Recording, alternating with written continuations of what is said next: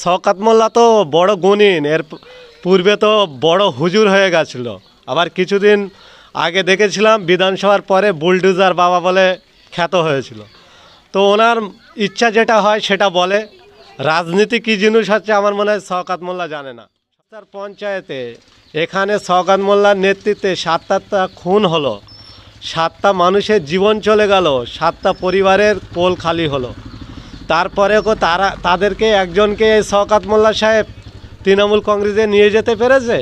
পারেনি কো। এরা শুধু স্টেজে উঠে নিজেদের অস্তিত্ব টিকিয়ে রাখার জন্য বড় বড় বাতেলা দেয়। এই শওকত সাহেবরা সবসময় বলেন, এই তৃণমূল কংগ্রেসের একাধিক নেতারা সবসময় বলেন যে মানুষ নাকি তানাদের সঙ্গে আছে। আমরা এখন দায়িত্ব নিয়ে বলতে পারি, তৃণমূল কংগ্রেস যদি প্রতিদিন 10 গ্রাম করে সোনা সাধারণ মানুষকে দেয়, সাধারণ মানুষ তবুও এই তৃণমূলকে আর ভোট দেবে না বলে আমরা মনে করছি।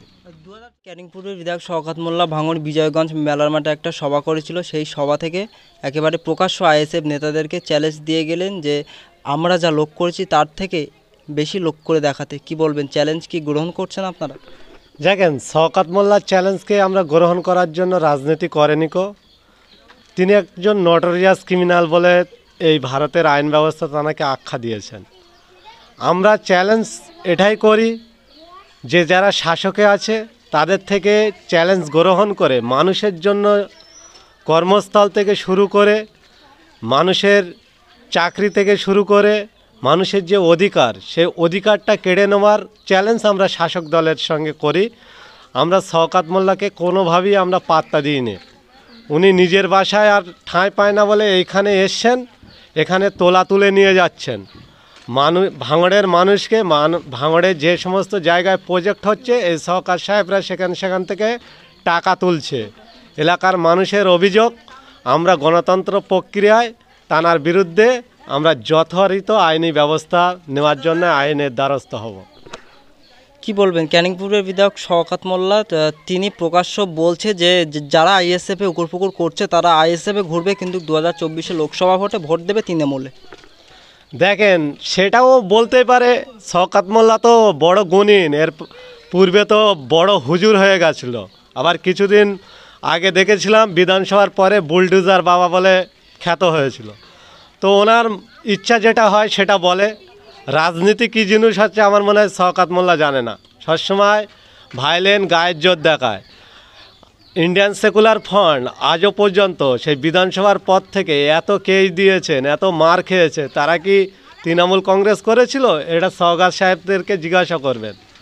তারপরে যে পঞ্চায়েত, তিরিস্তার পঞ্চায়েতে এখানে শওকত মোল্লার নেতৃত্বে 7টা খুন হলো, 7টা মানুষের জীবন চলে গেল, 7টা পরিবারের কোল খালি হলো। তারপরেও তাদেরকে একজনকে শওকত মোল্লা সাহেব তৃণমূল কংগ্রেসে নিয়ে যেতে পেরেছে?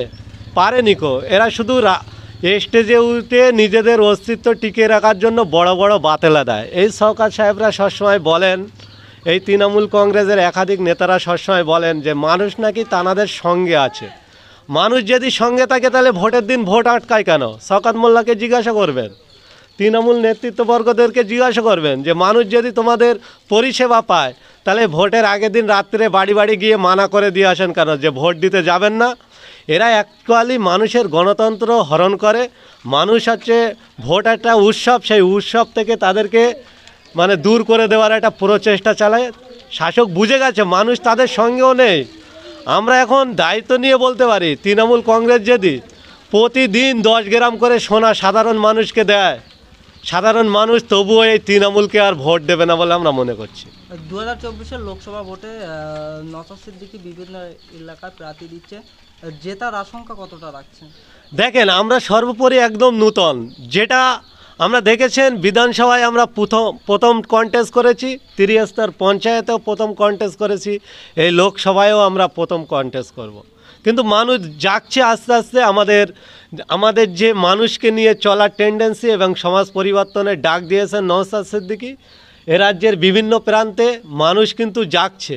মানুষ যে শাসকের অত্যাচার থেকে অত্যাচারিত হয়েছিল তার থেকে একটা মুক্তির প্ল্যাটফর্ম খুঁজছে। সেই প্ল্যাটফর্মের যোগ্য প্ল্যাটফর্ম হচ্ছে আইএসএফ, ইন্ডিয়ান সেকুলার ফ্রন্ট, আর তার প্রধান সেনাপতি এবং নেতৃত্ব দিচ্ছেন নওশাদ সিদ্দিকী। নওশাদ সিদ্দিকী কেবলমাত্র আমি মনে করি এ রাজ্যে যতগুলো এমএলএ আছে, বিধায়ক আছে, একমাত্র ভাঙড়ের মানুষ তারা বুক চিতিয়ে বলতে পারবে যে আমাদের বিধায়ক কোনো কাটমানি খায় না, আমাদের বিধায়ক ভায়োলেন্স সৃষ্টি করে না, আমাদের বিধায়ক, ভাঙড়ের বিধায়ক মানুষের জন্য কথা বলে, ভাঙড়ের বিধায়ক পশ্চিমবঙ্গের টোটাল মানুষের কথা বলে। তাই সেই বিধায়কের নেতৃত্বে যেভাবে আমরা চলি এবং রাজ্যের যারা ইন্ডিয়ান সেকুলার ফ্রন্টের নেতৃত্ব আছে তানারা যেভাবে মানেন, একে একে মানুষ যেভাবে যাচ্ছে, আমরা আশা করছি আমাদের লোকসভা নির্বাচনে একটা ভালো রেজাল্ট আমরা দেবো বলে মনে করছি। আপনি চালতাবেড়িয়ার বিরোধী দলনেতা 2024 লোকসভা ভোটে লড়াইয়ের জন্য কতটা প্রস্তুতি নিচ্ছেন? দেখেন, আমরা সর্বস্তর রাজনীতি করতে এসেছি, মানে খেলা করতে আসিনি। প্রতিটা স্তরে যখন নির্বাচন হবে আমরা অংশগ্রহণ করব। চালতাবেড়িয়া অঞ্চল, ভাঙড় বিধানসভার মধ্যে জানেন যে আমাদের স্থান কি। আমরা আমাদের প্রচেষ্টা দিয়ে আরও মানুষকে জাগাচ্ছি, কেননা মানুষকে এরা মিথ্যা ছলনা দিয়ে 500 টাকার লোভ দেখিয়ে, বিরিয়ানির প্যাকেট দেখিয়ে কিছু ইয়াং জেনারেশনের ছেলেদেরকে অন্য মেজাজে মাতিয়ে নিয়ে যায়। তাদেরকে আমরা বোঝাচ্ছি যে আপনার এই 500 টাকা দিয়ে নিজের অধিকার কিন্তু 5 বছরের জন্য কেড়ে নেবে। মানুষ আস্তে আস্তে জাগছে।